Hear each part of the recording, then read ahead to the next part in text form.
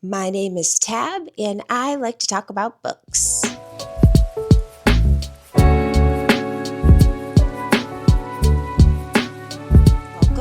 Welcome back to my channel. In this reading vlog, I am going to choose 5 books under 250 pages. So I have a a couple graphic novels. I have one that I am almost finished with the books in the series, and then I'm going to be starting a new one. I also have a very strange love story. I am going to be not finishing, but I think I'm in the middle of one book. And the other book is from one of my favorite authors. I think actually the first author that I have read, I want to say. And it's very interesting because it's fiction, but it is the author's most autobiographical work to date. So the book is fiction, but I think it is very tied to the author and her real life experiences. So I am excited to read them. And hopefully these books go by pretty quick because 2 are graphic novels, which they're not going to take that long. One, the funny love story, that's the longest one, but I think that's going to read the quickest because it's going to be so weird and interesting. And then the other 2 are just books that have been on my radar for a little bit. So keep on watching if you want some recommendations of books under 250 pages.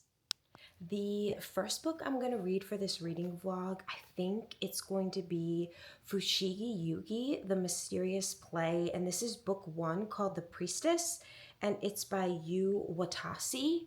This is a manga, so it's going to be relatively quick to go through. I think it's like 198 pages. And this is the first book. I think there are like quite a few in this series. So I'll be able to know if this is something that I want to continue on with or not.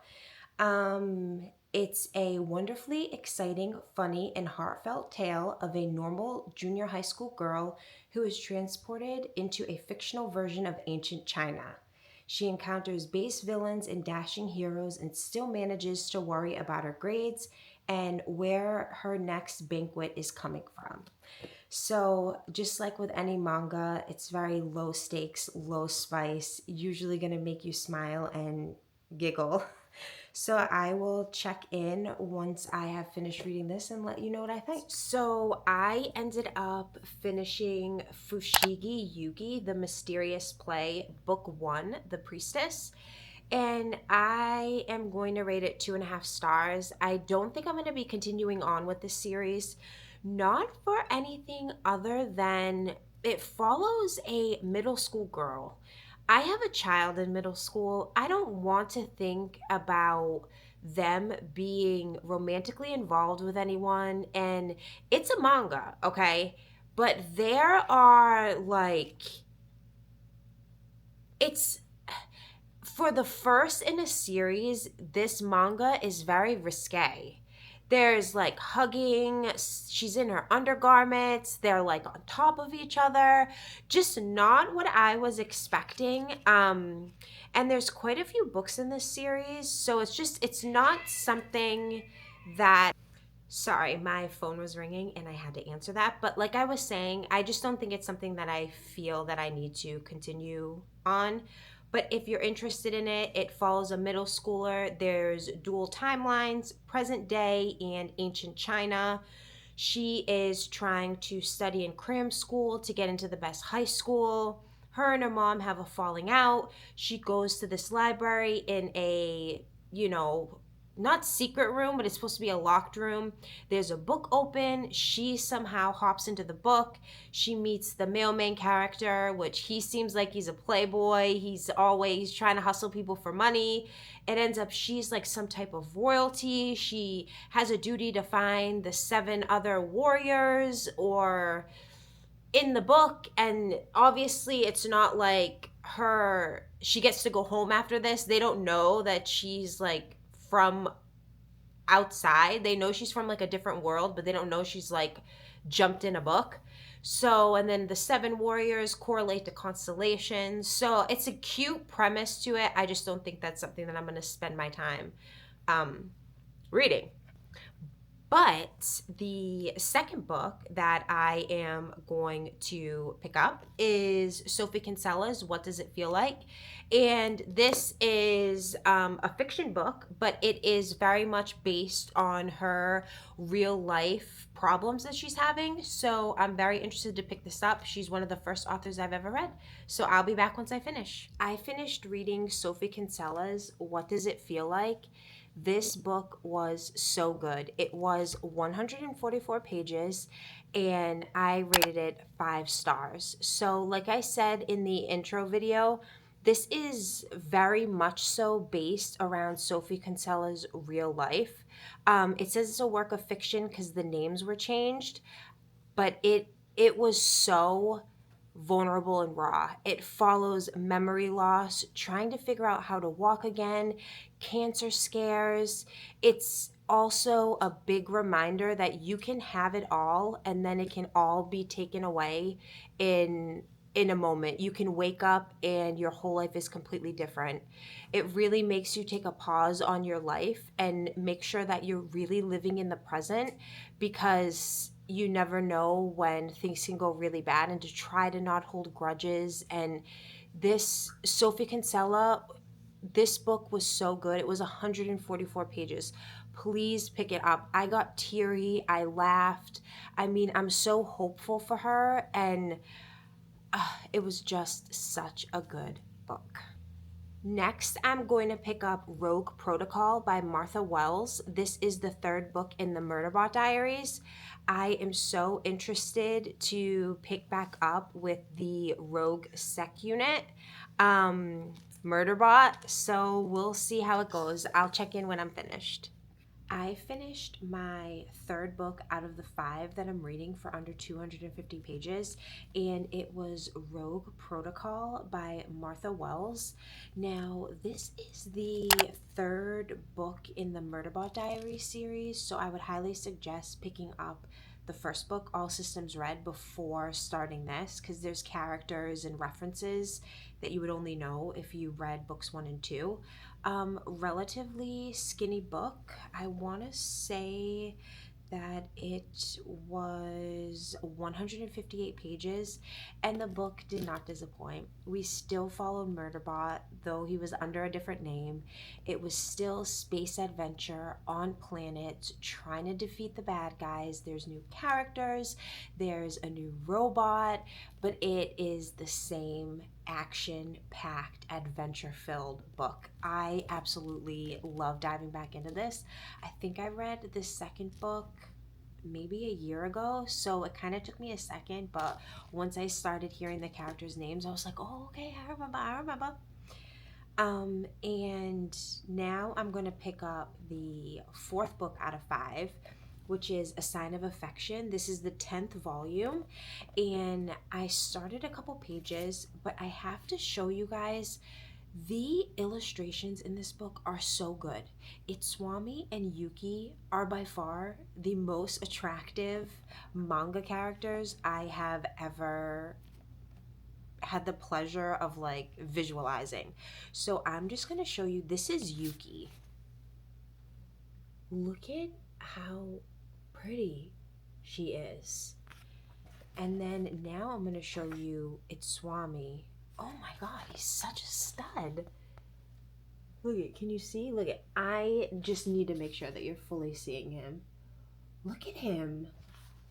Oh man, he's like one of those idols in the K-pop people. Oh my god. And their height difference, oh, it's so cute. But in this book, they are continuing on with their journey, and they just did a big relationship milestone together. I won't, go in and spoil what it is, but I would definitely suggest picking this manga series up. It is so good. It's so sweet. It's coming of age. It's innocent first time love. It's discovering each other, being in a relationship, and Yuki's death. So, aside from all the challenges that come with a new relationship, now comes the troubles of being with someone who cannot hear and all the modifications that she needs in life, and just, having a partner who wants to learn sign language, who wants to take the time out to just understand you even more. And this story is so heartwarming. I just, please pick it up. Volume 10, 4.5 stars. I have to say, these characters continue to be the cutest characters I have ever read. This is by far my favorite manga. Granted, I don't have like tens of 20s, that I've read, but this will, I know, for always be my favorite series. The characters have grown from volume 1 to now I just finished volume 10 so much. They have matured. Oh my god, the two main characters, the side characters, all of them. They're all like becoming their own people. Oh, it's so perfect. It's Swami and Yuki. They develop their own like sign language words. I'm like gripping this book so tight. They they're just so cute together, and there was a huge plot twist in this book that I didn't know was possible and that I didn't see coming.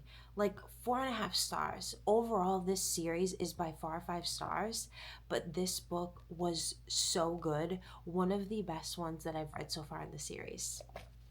Okay, now that I'm off of that, the last book I'm going to be reading for this vlog is Blob by Maggie Sue. And I don't know if I said the description kind of at the beginning of this movie.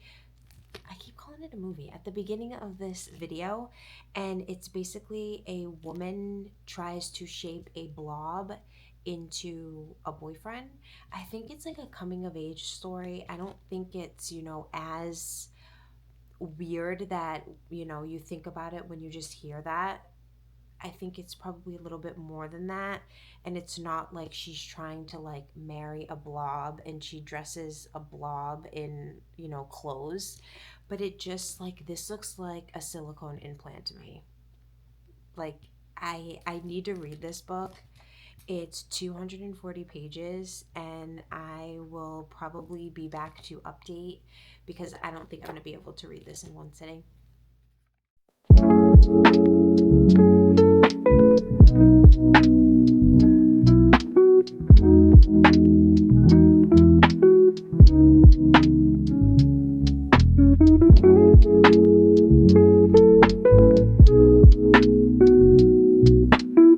I am back to quickly update on the last book I read in my reading books under 250 pages. It was Blob by Maggie Sue, and I gave it 1 star. I did not like this book. I didn't understand this book. Oh my gosh. So I wrote some stuff down just so I wouldn't forget. Okay.